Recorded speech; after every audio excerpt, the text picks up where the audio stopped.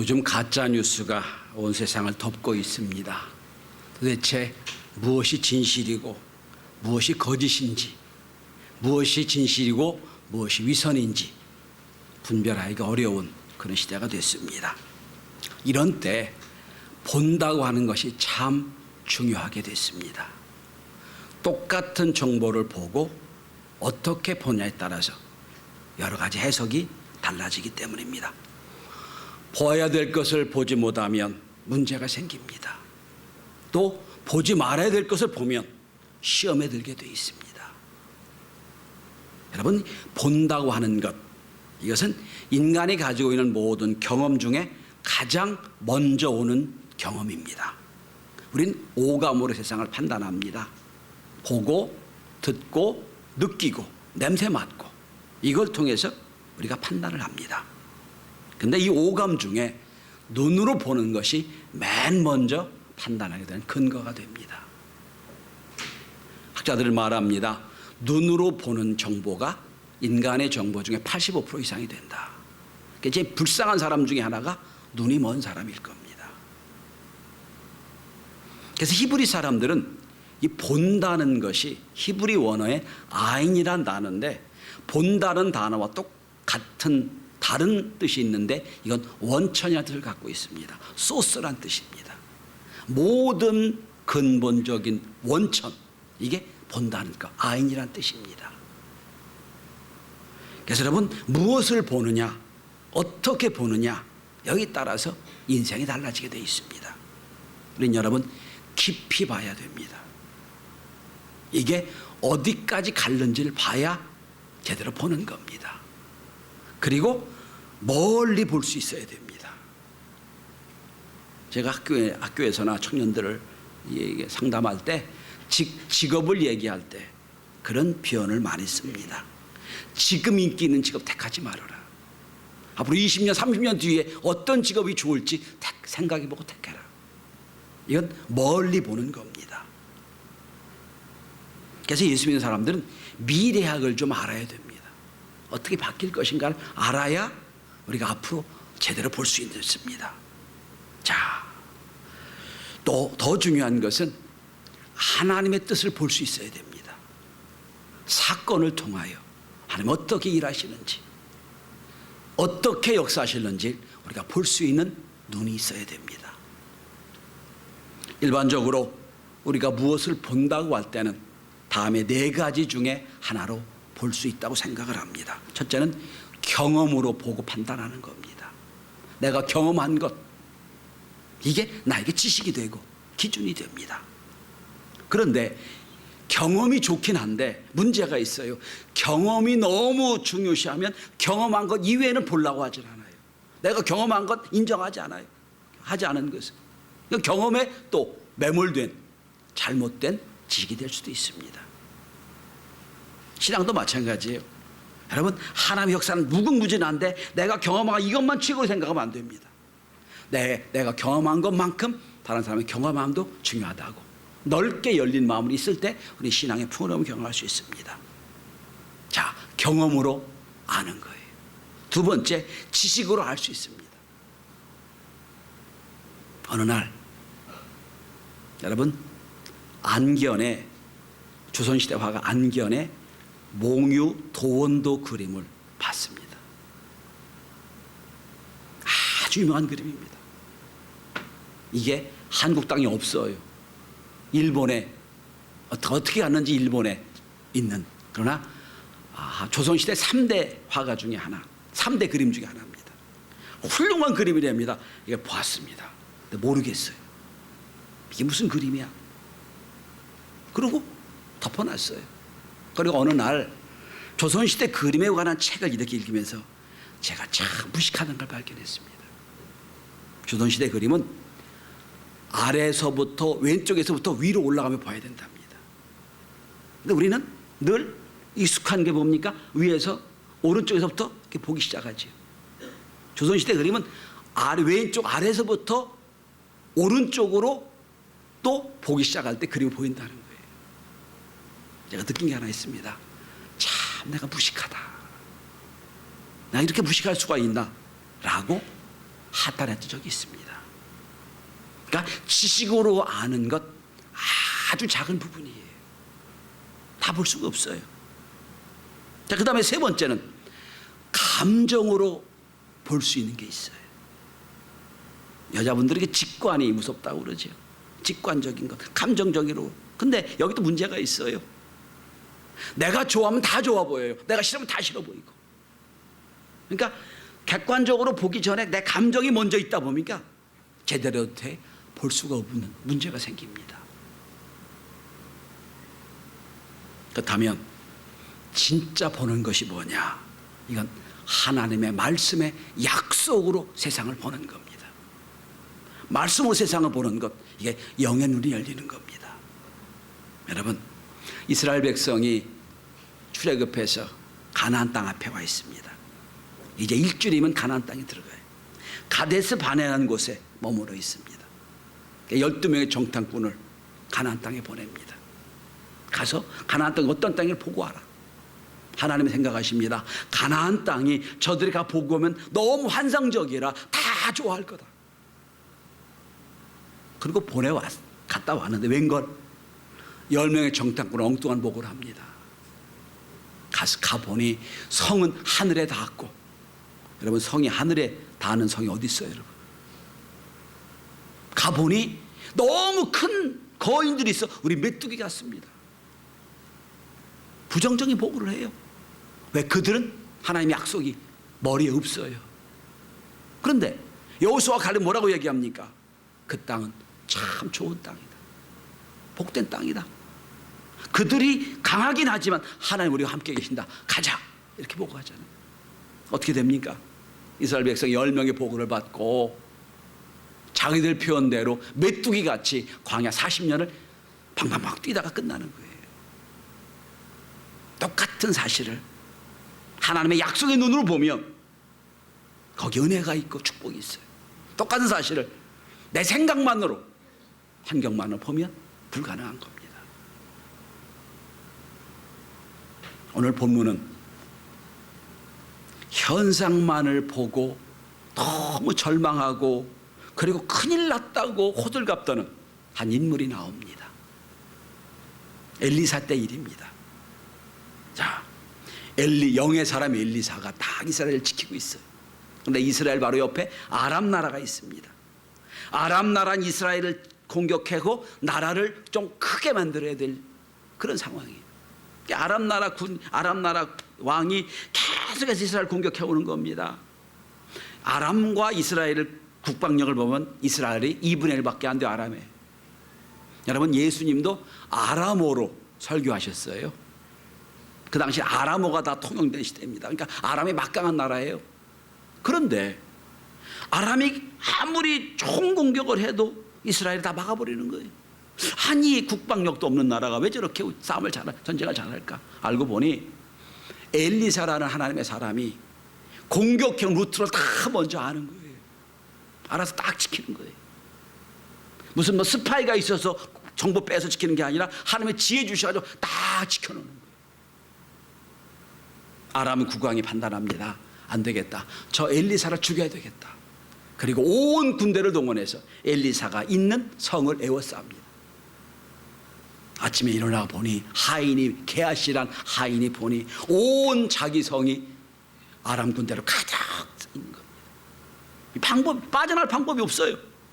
이제 죽게 됐다고 와서 엘리사에게 보고하는 장면을 본문이에요. 주인이여, 죽게 됐습니다.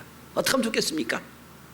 답답해하고 억울해하고 너무 절망스러운 보고를 하는 거예요. 여러분, 오늘 우리 상황을 가만히 보면 마치 엘리사가 모든 게 에워싸이는 듯한 환경을 보게 됩니다. 신앙적으로 보면 반기독교적인 풍조가 얼마나 세상에 강한지 모릅니다. 안티 크리스찬들이 얼마나 많은지 몰라요. 또 정치적으로 봐도, 경제적으로 봐도, 문화적으로 봐도 어디 하나 괜찮은 구석이 없이 보입니다. 답답합니다. 마치 오늘 도단성에 아람 군대가 쫙 에워싸고 그걸 보는 게하시가 죽게 됐다고 어떻게 할 수만 없는 그런 상황처럼 보이는 상황입니다. 저는 이러할 때에 하나님이 어떻게 엘리야터 역사하셨는지 그 말씀을 함께 나누며 은혜를 나누고자 합니다. 하나님이 답답해하고 막 힘들어하는 게하시를 앞에 놓고 하나님께 기도하면 하나님 저 게하시의 눈을 열어주십시오. 오늘 말씀의 제목이 그거예요. 하나님 눈을 열어주십시오. 눈을 열어봤더니 게하시가 보니까 지금까지는 아람 나라 군대만 가득한 것만 봤는데 이제 눈을 뜨고 보니 아람 나라 군대보다 하나님의 천군 천사가 더 많은 게 보게 됩니다. 그게 오늘 본문의 말씀이에요. 자, 그러면 답답하고 절망적이고 어떻게 할 수 없는 이 상황을 어떻게 하면 극복하고 승리로 이끌 수 있겠습니까? 첫째, 우리의 영안이 열려야 됩니다. 영의 눈이 열려야 됩니다. 인간은 처음부터 에덴 동산에서부터 보는 것에 실패했습니다. 그래서 죄를 지었어요. 보는 것에 실패했어요. 여러분, 하나님이 아담과 하와에게 에덴 동산을 맡겨주셨습니다. 다 네 멋대로 해라. 네가 원하는 대로 경영해라. 그리고 관리권을 주셨어요. 네, 딱 한 가지 조건을 말씀하십니다. 그런데 동산 중앙에 있는 선악과는 먼저 먹지 말라. 그게 딱 한 가지 조건이에요. 0.99999999% 밖에 불행할 이유가 없는 에덴 동산이에요. 근데 뱀의 꼬임을 받아가지고 선악과를 보니 먹음직도 하고 보암직도 하고 탐스럽기도 합니다. 그걸 먹어야 될 것 같아요. 그게 먹으면 하나님처럼 된다고 그랬으니까 먹어서 죄를 진 거예요. 네, 여러분, 하나님이 아담과 하와에게 보라고 한 것은 선악과가 아니에요. 바로 옆에 있는 생명나무를 보게 하셨어요. 생명나무를 봤으면 생명 얻을 텐데 선악과를 봐가지고 죄악을 진 거예요. 에덴 동산에 처음부터 보는 것 실패한 것이 인간의 모습이에요. 아브라함과 하와가 갈림길에 서 있습니다. 아브라함과 롯이. 자, 워낙 좁은 땅에 양과 소가 너무 많으니까 하나님께 날마다 싸우는 거예요. 좋은 목줄 차지하기 위해서. 아담이 롯을 불러 얘기합니다. 조카야, 여기서 함께 살 수 없을 것 같다. 결정하자. 네가 좋은 곳을 가지면 내가 나머지 가겠다. 롯이 가만히 보니 저쪽이 물도 넉넉하고 촉지도 많아요. 좋은 땅 같아요. 문명도 있어요. 덜컥 거기로 결정했습니다. 거기로 하겠습니다. 보기는 좋았어요. 물도 많았어요. 문화도 있었어요. 문명도 있었어요. 근데 가다 보니 가장 최고의 문명 소돔과 고모라까지 가서 멸망하게 된 거예요. 그런데 아브라함은 다르게 판단합니다. 목초지가 없고 광야 같은 땅, 거기를 선택합니다. 거기서 광야였지만 하나님의 은혜를 본 거예요. 가다가 어디까지 가면 가나안 땅까지 간 거예요. 뭐를 보느냐 달라지는 겁니다. 소련의 첫 번째 우주 비행사인 유리 가가리는 우주선을 타고 지구를 돌고 첫 번째 우주인으로 우주 비행을 마치고 와서 이런 고백을 했습니다. 나는 우주 어디에서도 하나님을 찾으려고 했지만 못 찾았다. 어디서 하나님이 안 계시더라. 이 고백이에요. 그런데 똑같은 코스를 3년 뒤 미국에서 우주 비행을 한 첫 번째 우주 비행사 엘린 셰퍼드라는 사람이 다른 고백을 합니다. 나는 우주선을 타고 하늘을 보니까 어디선 하나님이 계시더라. 어디선 하나님이 계신 걸 내가 발견했다. 똑같은 본 거예요, 여러분. 똑같은 걸 보고도 하나님 안 계시다. 하나님 어디서 하나님이 계시다. 이 차이예요. 여러분, 영의 눈이 열린 사람은 하나님의 은혜를 보게 돼 있어요. 그래서 예수님 말씀하십니다. 내 몸에 등불은 눈이다. 눈은 내 몸의 등불이다. 눈이 어두우면 볼 수가 없다는 거예요. 등이 꺼졌으면 어두워졌다는 거예요. 여러분, 하나님의 말씀은 우리의 영의 눈을 열게 하는 겁니다.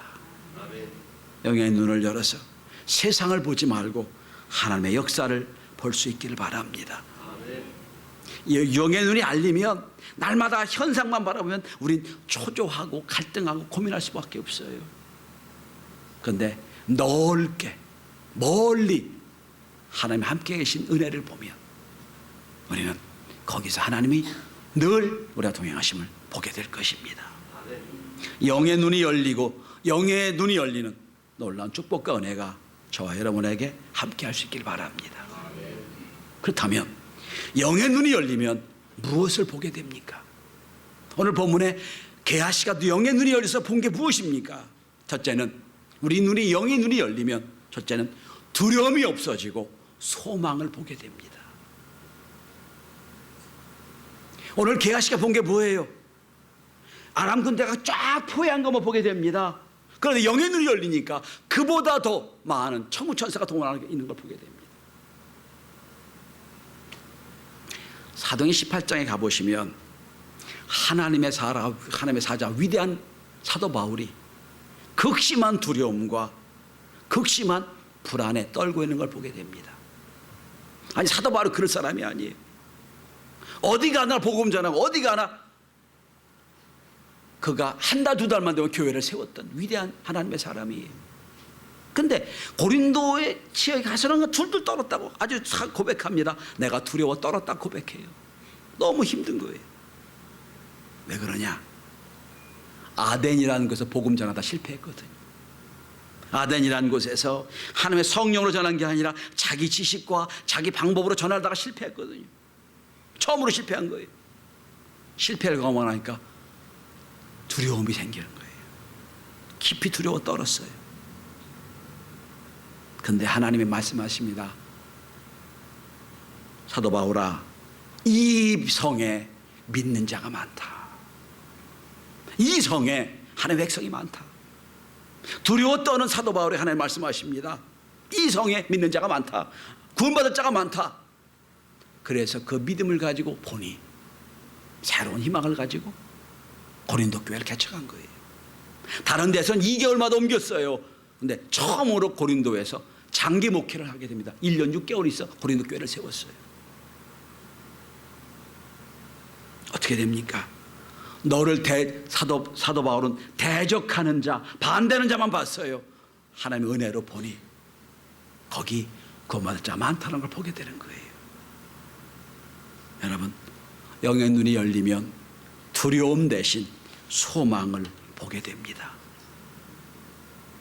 이 땅에 살면서 우린 염려와 근심과 불안과 초조, 절망 중에 사방으로 우겨쌈을 당하는 경험을 해요. 어떻게 할 수 없지. 그냥 불안하고 초조하고 근심 중에 있습니다. 문제가 있어요. 아픔이 있어요. 그런데 하나님 이렇게 말씀하십니다. 고린도후서 4장 8절입니다. 우리가 사방으로 우겨쌈을 당하여도 쌓이지 아니하며 답답한 일을 당하여도 낙심하지 아니하며 박해를 받아도 버림받지 아니하며 거꾸로 뜨림을 당하여도 망하지 아니하고 우리가 항상 예수의 죽음을 몸에 짊어짐은 예수의 생명이 또한 우리 몸에 나타나게 하려 함이라. 따라합시다. 예수의 생명. 예수의 생명을 보게 되는 거예요. 답답한 일을 당하고 애워싸움을 당하고 힘든 일을 당하여도 예수의 생명을 발견하게 되는 순간 우리는 새로워지는 거예요. 영의 눈이 열리면 두려움이 아니라 소망을 발견하게 되는 겁니다. 두 번째, 영의 눈이 열리면 하나님이 함께 계심을 보게 됩니다. 보이는 현상만으로 본다고 하지 마시길 바랍니다. 여러분, 저는 가끔 이 경험을 합니다. 우리 눈으로 봅니다. 눈으로 보면 건강해 보이고 눈으로 보면 문제가 없이 보여요. 그러나 병원 가서 엑스레이를 찍으면, MRI를 찍으면, 또 요즘 새로 나온 여러 가지 찍으면 다 보이잖아요. 우리가 보지 못하는 걸 보게 됩니다. 영혼도 마찬가지예요. 엘리사가 기도했더니 게하시 눈이 열려집니다. 뭘 보게 됩니까? 아람 군대보다 더 많은 천군 천사가 호위해서 그들을 지키는 걸 보게 됩니다. 예수님이 우리에게 이렇게 말씀하십니다. 내가 너희를 고아처럼 버려두지 않겠다. 내가 세상 끝날까지 너희와 항상 함께 하겠다. 이 약속이 우리 가운데 있어요. 근데 자꾸 사탄은 우리에게 와가지고 자꾸 겉모습만 보게 합니다. 안 되는 거, 절망과 초조와 근심을 보게 합니다. 하나님 영의 눈이 열리면 그보다 더 많은 하나님의 총천사가 나와 동행함을 깨닫게 될 것입니다. 그러므로 예수 믿는 사람들은 절망이지만 절망이 아니에요. 애워쌈을 당하지만 애워쌈이 아니에요. 하나님이 놀랍게 역사하는 축복과 은혜가 있는 겁니다. 저는 목회자지만 하나 의심이 들 때가 있었어요. 아니, 예수님이 십자가에 못 박히던 날 극심한 고통과 극심한 외로움 속에 있었을 텐데 어떻게 저 십자가를 지셨을까? 그런데 전 발견한 게 하나 있어요. 겟세마네 동산에서 예수님이 기도하러 가실 때 대제사장들의 군대가 와서 예수를 포위합니다. 체포해 가려고. 그때 베드로 옆에 있다가 말고의 귀를 잘라버립니다. 그리고 예수를 막아서 옵니다. 예수님 그때 뭐라고 말씀하세요? 베드로야, 내가 지금이라도 기도해서 천군천사 12영에 되는 천군천사를 동원해서 막을 수 없지 않겠냐. 지금도 기도하면 12영이 되는 천사가 온다는 얘기예요. 전 거기서 힌트를 얻었어요. 주님이 우리가 보기에는 홀로 십자가를 지고 죽으셨지만 뒤에는 하나님이 인도하신 12영 이상 되는 총천사가 함께 있다는 거예요. 여러분. 그래서 예수님은 과감하게 십자가를 지고 죄를 감당했던 겁니다.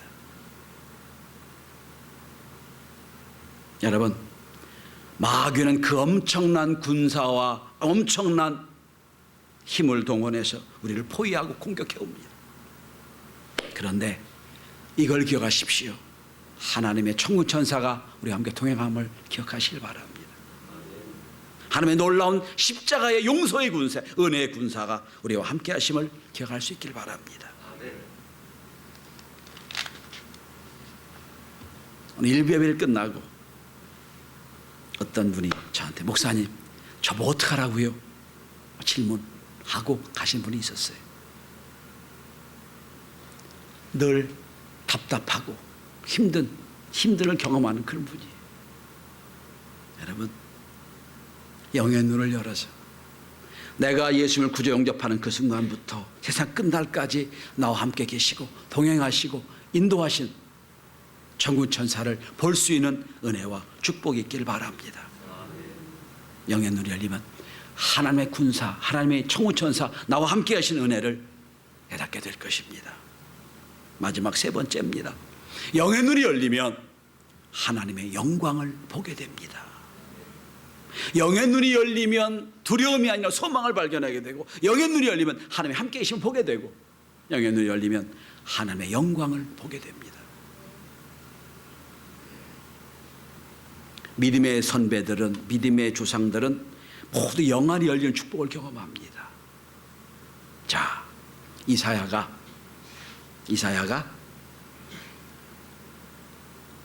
우시아 왕이 죽던 해, 나라가 참 혼돈과 어려움이 있던 때예요. 최주사님 나 좀 봐요. 저 좀 보세요. 악몽 보지 마시고. 자, 우시아 왕이 죽던 해, 나라가 참 어렵고 혼돈 중에 있을 때, 어떻게 할 수가 없을 때, 당시 4대 강국이 있었고 우시아 왕은 나름대로 외교를 잘해서 나라를 잘 만들었거든요. 그가 죽었어요. 희망이 없어진 거예요. 답답해서 성전에 와서 예배드리러 왔습니다. 매일 예배드리는 그 장소예요. 그런데 그날 예배 중에 성전에 딱 오니 하나님의 영혼을 열어주셨어요.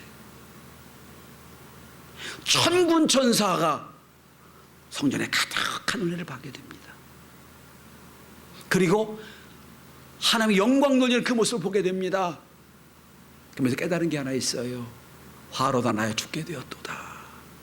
내가 하나님 앞에서 자꾸 잘못된 말을 했구나. 회개, 그리고 그 사명을 발견하게 됩니다. 영의 눈이 열리면 하나님의 영광을 보게 돼 있어요.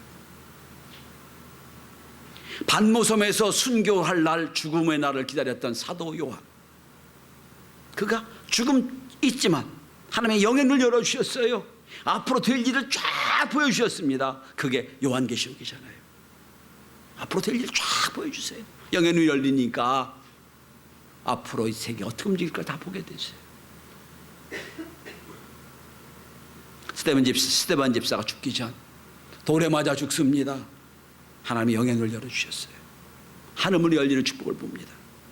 그리고 하늘을 위해서 하나님이 계시고 하나님 우편에 예수님이 일어서셔서 스데반 집사를 영접하는 모습을 보게 됩니다. 베드로는 또 어떻습니까? 변화산에서 올라가 예수님 변화되는 모습을 봅니다. 한 영의 눈이 열려서 하나님의 영광을 바라보게 됩니다. 다 뭡니까? 영의 눈이 열리는 축복을 경험하게 됩니다. 성도 여러분, 무엇을 보십니까? 현상만 보고 본다고 하지 마십시오. 절망만 보고 어려움만 보고 끝이라고 하지 마십시오. 우리는 영안이 열려 하나님의 은혜를 볼 수 있어야 됩니다. 영안이 열려 하나님의 함께 계심을 볼 수 있어야 됩니다. 영안이 열려서 하나님의 영광을 볼 수 있기를 바랍니다. 저는 여러분들이 예배 중에 오셔서 찬양 중에 우리 기도 중에 말씀 중에 하나님이 함께 계시는 하나님의 놀라운 역동화가 역사를 날마다 체험해서 예배를 기쁨으로 드리고 찬양을 기쁨으로 드리는 놀라운 축복과 은혜가 있기를 주의 이름으로 축원합니다. 기도합니다.